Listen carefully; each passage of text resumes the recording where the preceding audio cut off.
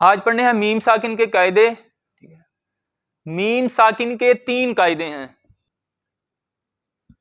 میم ساکن کے 3 قاعدے ہیں. اب اتنے لفظ کو میں اس طرح بھی لکھ سکتا تھا. میم ساکن کے 3 قاعدے ہیں، یعنی اسے میں یوں بھی لکھ سکتا تھا،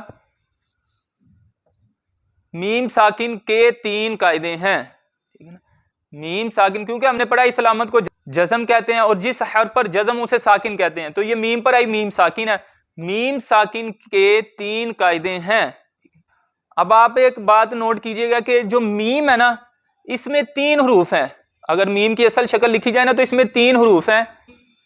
میم کی اصل شکل لکھی تو ہمیں اس میں کتنے حروف ملے؟ 3. میم یا میم، میم. ٹھیک ہے، تو اب میں یہ اس لیے بتایا تاکہ ہمیں یہ یاد رہے کہ اس کے قاعدے کتنے ہیں. میم میں، حرف میم میں کتنے حروف ہیں؟ 3. اور اس کے قاعدے بھی کتنے ہیں؟ 3. میم میں کتنے حروف ہیں؟ 3. اور اس کے قاعدے بھی کتنے ہیں؟ 3. ہم نے پڑھا ہوا ہے کہ میم ان حروف میں سے ہے جو ہونٹوں سے ادا ہوتے ہیں. ٹھیک ہے، اور ہونٹوں کو شفوی بھی کہتے ہیں. یعنی با، فا، میم، واو، یہ چاروں حروف شفوی تھے. ٹھیک ہے، تو میم کن میں سے ہے؟ حروف شفوی میں سے ہے. اب میم ساکن کے قاعدے ہیں 3. کون کون سے ہیں وہ میں لکھنے لگا ہوں نام ان کے. نمبر 1، ادغام شفوی، اخفاء شفوی، اظہار شفوی. جگہ کم تھی اس لیے شفوی ساتھ نہیں لکھا. ان تینوں کے ساتھ شفوی بولا جائے گا کیونکہ میم حروف شفوی میں سے ہے، اس لیے ان تینوں قاعدوں کے ساتھ شفوی بولا جائے گا.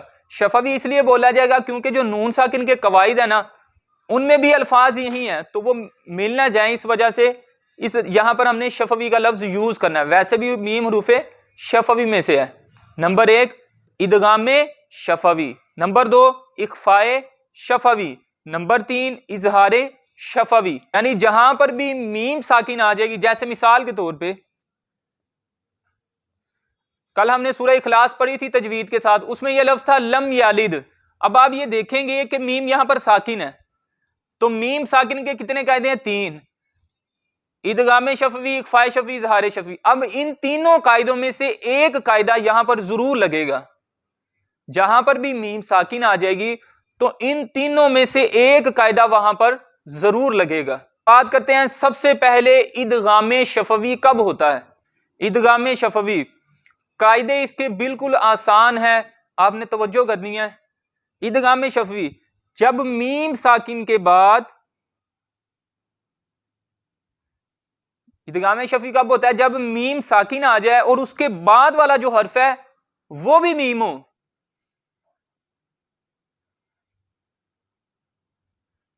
ادغام شفوی کب ہوتا ہے؟ جب 2 میم آ جائے اور پہلی میم ساکن ہو.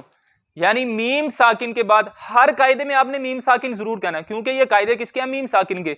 میم ساکن کے بعد دوسری میم آ جائے، بالکل آسان ہے، مشکل بات نہیں ہے. میم ساکن کے بعد دوسری میم آ جائے تو ادغام شفوی ہوتا ہے.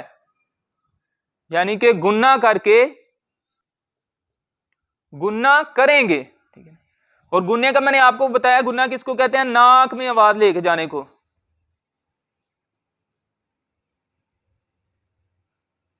گنہ کسے کہتے ہیں؟ ناک میں آواز لے کے جانے کو گنہ کہتے ہیں. ادغام شفوی کا ہم نے قاعدہ پڑھ لیا کہ ادغام شفوی کب ہوتا ہے؟ جب میم ساکن کے بعد دوسری میم آ جائے تو ادغام شفوی ہوتا ہے، گنہ کر کے پڑھیں گے. اب اس کی مثال دیکھیں. اب آپ نے یہ دیکھا، یہ یہاں پر میم ساکن موجود ہے، ہم نے دیکھا کہ میم ساکن کے بعد دوسری میم ہے، میم ساکن ہے، اس کے بعد دوسری میم ہے. میم ساکن کے بعد دوسری میم آ جائے تو کون سا قاعدہ لگتا ہے؟ ادغام شفوی. جب ادغام شفوی ہوتا ہے تو گنہ کر کے پڑھتے ہیں. تو اب ہم اس میم ساکن میں گنہ کر کے پڑھیں گے. تو اس کو کس طرح پڑھیں گے؟ وَلَكُمْ مَا، ایک الف جتنا ناک میں والے کے جائیں گے. وَلَكُمْ مَا كَسَبْتُمْ، وَلَكُمْ مَا كَسَبْتُمْ. واو، لام، کاف تینوں کو نہیں کھینچیں گے کیونکہ تینوں کے اوپر زبر اور پیش ہے، زبر پیش کو لمبا نہیں کرتے. اور میم کے اوپر زبر ہے، اس کے بعد الف، الف سے پہلے زبر الف مدہ اور اس کو لمبا کریں گے. وَلَكُمْ مَا، با پر کلکلا ابھی میں نے آپ کو بتایا تھا جب داد لکھا تھا، با پر کلکلا خوب ظاہر ہوگا. کسبتم، اب یہاں پر بھی میم ساکن ہے، یہاں پر میم ساکن کا کوئی بھی قاعدہ نہیں لگے گا. کیوں؟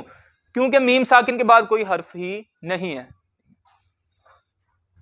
اب اخفاء شفوی کب ہوتا ہے؟ نمبر 2،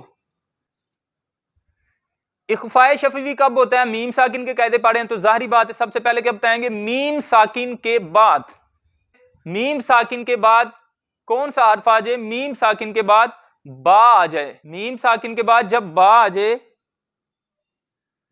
تو وہاں پر کون سا قاعدہ لگتا ہے؟ اخفاء شفوی، یعنی گناہ کر کے پڑھتے ہیں. جب میم ساکن کے بعد حرف با آ جائے تو اخفاء شفوی ہوتا ہے، گناہ کر کے پڑھتے ہیں. اب اس کی مثال دیکھیں جی، میں نے قاعدہ لکھ دیا، میم ساکن کے بعد با اخفاء شفوی ہوتا ہے، گناہ کر کے پڑھیں گے. اب اس کی مثال، اب یہ دیکھیں کم بھی لکھا ہوا ہے، ہم اس کو اکثر یہی پڑھتے ہیں کم بھی. اب یہاں پر میم ساکن ہے، میم ساکن آ گئی تو فوراً ہم نے دیکھنا اس کے بعد حرف کون سا ہے، وہ حرف بتائے گا کہ کون سا قاعدہ لگ رہا ہے. تو اس کے بعد آ گیا با، تو ادغام شفویہ جو وہ تو نہیں ہو سکتا، کیونکہ ادغام شفوی تب ہوتا ہے جب میم ساکن کے بعد دوسری میم آتی، تو ادغام شفوی نہیں ہوگا. اس کے بعد ہم نے دیکھا اخفاء شفوی، اخفاء شفوی کب ہوتا ہے؟ جب میم ساکن کے بعد با آئے.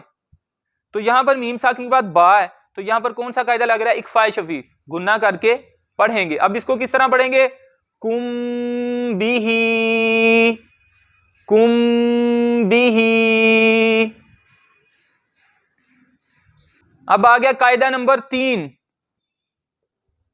اظہار شفوی. اب یاد رکھنا اظہار کا معنی ہوتا ہے ظاہر کرنا، یعنی حرف جس طرح ہے اسے اسی طرح پڑھنا ہے، ناک میں آواز نہیں لے کے جانی. اس لفظ کو بتانے سے ہی، اس کا لغوی معنی سمجھنے سے ہی قاعدہ بندے کو یاد ہو جاتا ہے کہ یہاں پر گناہ ہوگا یا نہیں ہوگا. اظہار شفوی یعنی حرف کو ظاہر کرنا ہے، کسی قسم کا گناہ وغیرہ نہیں کرنا. اب اس کی مثال، اس کا قاعدہ کیا ہے کہ جب میم ساکن کے بعد کو پہلے 2 قاعدے یاد ہیں، اس کے لیے یہ بالکل آسان ہے. ادغام شفوی کب ہوتا ہے؟ جب میم ساکن کے بعد دوسری میم آ جائے.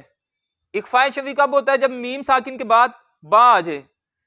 اظہار شفوی کب ہوتا ہے؟ جب میم ساکن کے بعد نہ ہی دوسری میم آئے اور نہ ہی با آئے،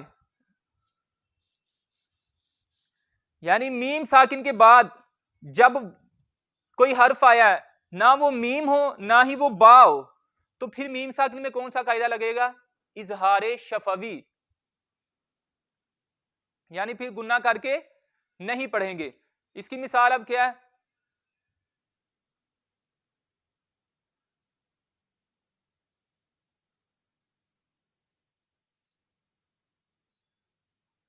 اب دیکھیں یہی سورہ اخلاص میں ہے، لم لفظ ہے، ٹھیک ہے، یا ہم ویسے مثال لے لیں، یہ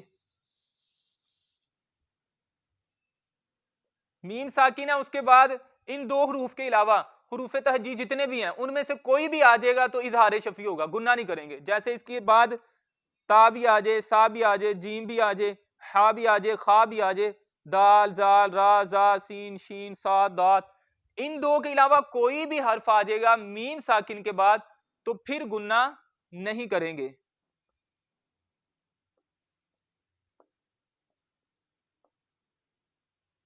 یہ میم ساکن کے کتنے قاعدے ہیں؟ 3، ادغام شفوی، اخفاء شفوی، اظہار شفوی. ادغام شفوی کب ہوتا ہے؟ جب میم ساکن کے بعد دوسری میم آ جائے. اور اخفاء شفوی کب ہوتا ہے؟ جب میم ساکن کے بعد با آ جائے. اظہار شفوی کب ہوتا ہے؟ جب میم ساکن کے بعد کوئی بھی حرف آ جائے، جیسے آپ تا لکھ لیں یہاں پہ یا لکھ لیں. اب اس کی مثال میں نے آپ کو بتائی، لکم ما، اس میں گناہ کریں گے. میم ساکن کے بعد با جائے، اخفاء شفوی ہوتا ہے، بھی گناہ کر کے پڑھیں گے. جیسے اس کی مثال کم بھی، اس میں بھی گناہ کریں گے. اظہار شفوی کب ہوتا ہے؟ جب میم ساکن کے بعد میم اور با کے علاوہ کوئی بھی حرف آ جائے تو یہاں پر میں نے ویسے ہی یا لکھ دیا تو اس میں گناہ نہیں کریں گے. اس کی مثال جیسے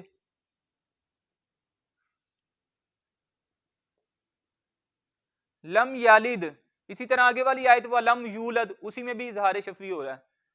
تو پتہ یہ چلا میم ساکن کے کتنے قاعدے ہیں؟ 3. ادغام شفوی، اخفاء شفوی، اظہار شفوی. ادغام شفوی کب ہوتا ہے؟ جب میم ساکن کے بعد دوسری میم آئے. اس کی مثال لکم گناہ کر کے پڑھیں گے. اخفاء شفوی کب ہوتا ہے؟ میم ساکن کے بعد با آ جائے تو اخفاء شفوی ہوتا ہے گناہ کر کے پڑھتے ہیں. مثال کم بھی.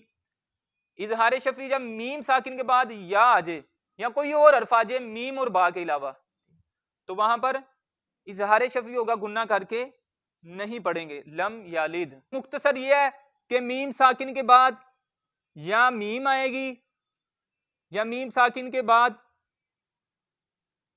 با آئے گا یا میم ساکن کے بعد کوئی اور حرف آ جائے گا. اگر میم ساکن کے بعد میم آئے گی ادغام شفوی، اگر میم ساکن کے بعد با آئے گا اخفاء شفوی، اگر میم ساکن کے بعد کوئی اور حرف آئے گا تو اظہار شفوی. اس میں گناہ کر کے پڑھیں گے، اس میں بھی گناہ کر کے پڑھیں گے، اس میں گناہ نہیں کریں گے.